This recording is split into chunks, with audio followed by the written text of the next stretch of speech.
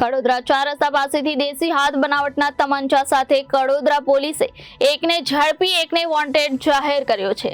Kadodara GIDC police મથકનો surveillance staff પેટ્રોલિંગમાં હતો। દરમિયાન હેડ કોન્સ્ટેબલ હરેશભાઈ ખુમાભાઈ તેમજ પોલીસ કોન્સ્ટેબલ ભૌતિકભાઈ મહેન્દ્રભાઈને સંયુક્ત બાતમી મળી હતી કે કડોદરા મોડી હોસ્પિટલથી શાહ માર્કેટની વચ્ચે જાહેરમાં રોડ પર કડોદરા તરફ એક ઇસમ દેશી તમંચો વેચવા માટે ફરી રહ્યો છે તેવી ચોક્કસ બાતમીવાળી જગ્યાએ પહોંચી ચેક કરતા બાતમીવાળો ઇસમ ઝડપાઈ ગયો હતો। તેનું નામ પૂછતા આકાશ નનઘઉસિંહ, ઉંમર વર્ષ 22, મૂળ યુપી અને હાલ રહે ઘર નંબર 105, અયોધ્યા એપાર્ટમેન્ટ, હલદરુ ગામ, તાલુકો કામરેજની અંગ ઝડપી કરતા તેની પાસેથી એક દેશી હાથ બનાવટનો તમંચો જેની કિંમત ₹10,000નો મળી આવ્યો હતો।